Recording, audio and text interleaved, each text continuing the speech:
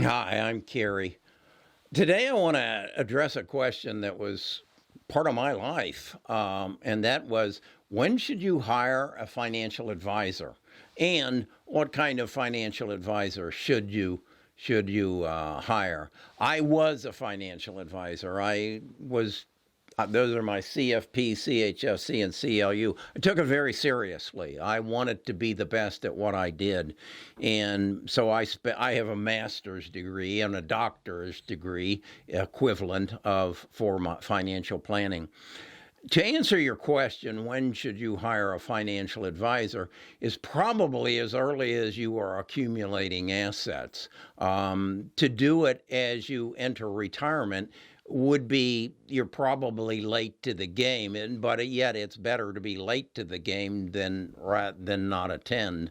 And I think I heard a interview with a doctor, a young couple who was two doctors, and they were on the verge of making a lot of money, and they asked the question, when should we hire a financial advisor? And I think the best information I could give them was, you're a doctor. When should somebody hire a doctor? Should they hire a doctor when they have pain, when they have suffering, or should they hire a doctor to gain advice as to how to be healthy and how to remain healthy? And again, should they hire a doctor who tells them what to do or advises them and educates them about what's going on in their body and what the consequences of this action or that action would be?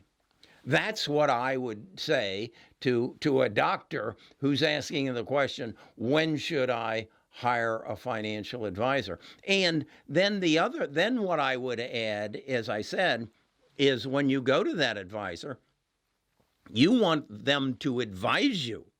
You don't want them to tell you what to do.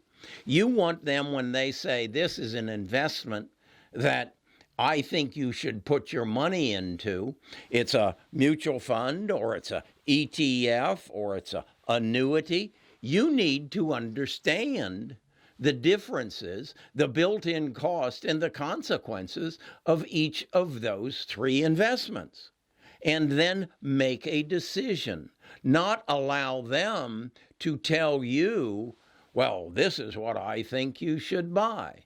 I had a comment on one of my recent videos that was saying, I think the best investment someone could make is a variable annuity.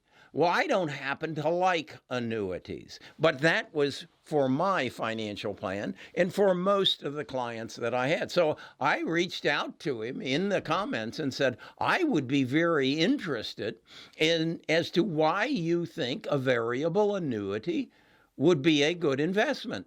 And I asked him, would you be willing to come onto my channel and have a Zoom meeting with me, or if need be or possible, I'll come meet with you and you explain to me why you think a variable annuity is a good investment and under what conditions.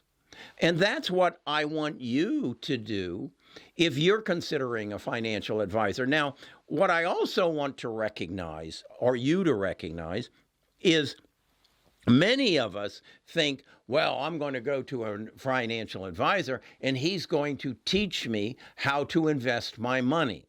And that is definitely a part of it. That is a part of the financial game we play. But that's the offensive side of the financial game we play. There's another side that I always referred to as the defensive side, the what ifs. In essence, what we're saying is we're going to have this income coming in. These are the things that we want to attain: education for our children, a new home, a new car, a beach cottage, retirement, a income stream when we do reach retirement, a large sum of money to pass on to our heirs. That's the offensive side. Okay? And that's what I think most people go to a financial advisor for. I always like to say there's a defensive side, and that is, what if one or both of you die? And what is going to happen to any children that you have? And if one of you dies and you lose that income, what are the consequences on the surviving spouse and children? What if one of you becomes disabled? And what are the consequences there? And how would you deal with them? What if one of you got, or both of you got, Alzheimer's? What is your defensive move? And there, of course, we're talking about insurance. And again, a good financial advisor will be able to advise you as to what your options are. And if he's astute, he'll be able to project out on a spreadsheet to show you, if you do this today and you do this over the next X number of years, this is what the consequences will be relative to all 6 of the areas of financial advice. And that's what you're looking for. And again, understand also, if under most financial advisors, when you give them your money, they are not going to invest it on your behalf. They are usually affiliated with some company, some large financial organization who have financial analysts. And they actually then basically come up with your risk tolerance, and then they advise you on the assets that you might want to invest in. I would not leave it at that. I would be, and particularly if you're an educated person, continue to educate yourself. Continue to understand what is happening in the stock markets and why it's happening. And I would just encourage you, no matter what your situation is to create a regiment that keeps you informed of the financial markets. If that's as simple as every morning watching Squawk Box or some financial show on Fox or Bloomberg, just so that you know what is happening in the financial markets. Then the next thing I would ask you to do, and this is something I learned as a financial advisor, is watch the evening news. And when you see something happen, ask, how's that going to affect my financial situation? How's that going to affect my financial life today and tomorrow? And my best example of this, and I'm 76 years old, is the most important financial situation that has happened in my 76 years, happened last March, or 2 Marches ago, in March 2020. That changed the world. That coronavirus changed the world. And you need to be asking yourself, how is that going to change my world? Well, the first element of it, it's going to change our medical system entirely. Our whole world was shut down because of a virus. That's a flu. That's a virus. But this virus was meaner and it was more deadly. But it shut our world down. And then just 3 months ago, we became aware of the Colonial Pipeline being shut down. Did you ask yourself, how is that going to affect my financial future? Did you ask that question? And did you come up with an answer? Did you call your financial advisor and ask them, how is the coronavirus going to affect my financial future? How is cybersecurity problems going to affect my financial future? Did you call your doctor when you heard of the coronavirus and ask him, how is this going to affect my health and my family's health? Did it become? Yes, it did. Well, if you ask your doctor the question, you should ask your financial advisor the question, because it all intertwines. And that's when you wake up and say, the world and what's going on in the world is going to affect the rest of my life. When you come to that realization, that's when you need to hire both a doctor, a financial advisor, a dentist, an accountant.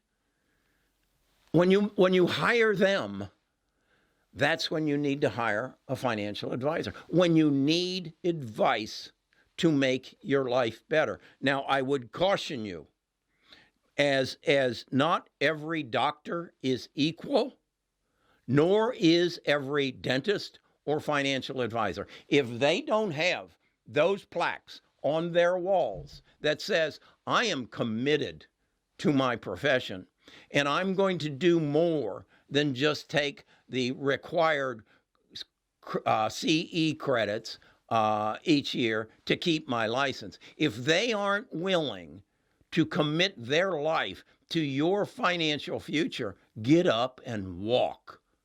I would ask, what are your credentials? What kind of credentials do you have to prove to me that you are one of the best in the field? If you went to a doctor and you had cancer or you had Parkinson's, do you want the best medical advice as possible? Well, then you should ask that doctor, what's your credentials? Where are you as an oncologist? Where do you rate amongst the oncologists in the world? Show me. Give me confidence that you can take care of me. You want the same thing from a financial advisor, and you have the right to. And I will tell you up front, 90% of them aren't who you want. And only you can determine it by asking hard questions. It's funny. The worst profession for getting good financial advice, it's known throughout the financial industry, is doctors. They think they can all do it all on their own. They're highly educated, and they're obstinate. They make bad financial decisions, and they should be the best because they should recognize that all doctors are not equal, and nor are all financial advisors equal. Okay, Wall Street Journal, in fact, puts out at least twice a year, Barron's, I think, is the one who sponsors it, a whole section of the best financial advisors in the country. I'd encourage you to pick that up because how that works is you have to submit your credentials to Barron's, and they rate them, and you've got to put a lot of work to get that done. You got to prove to them that they're going to put their label on you. So I would encourage you, go find it's best financial advisors, and they break them down by state, and they tell you who they're affiliated with and what kind of credentials they have. And that would be my advice to you wherever you live, where you should start in finding your financial advisor. Okay, I'm Kerry Grinkmeyer. I do this YouTube channel. I'm a retired financial advisor, which you probably gathered by now. And I don't approach it like most people do. What I want to do is share my life experiences and the knowledge that I acquired as a financial advisor. If I were a financial advisor today, I would do things substantially different because as I went into my retirement and I started my other YouTube channel, The Best of Us Investors, I became a student. I became a student of the stock market, particularly the stock market of the future, particularly as I just explained to you, that our world is driven by events. And as our world changes, so do the companies that take us into the future. And that's who you want to invest in. Think that way, read that way, come over to the other channel, or go down into the description and find some of the books that I recommend that you read. Too many of us graduate from our last year in school and we never read another nonfiction book. No, that's not the way it should work. We should be continuing to educate ourselves because the world keeps changing. You know that. So let's do it together. Talk to you again sometime this week. Bye-bye.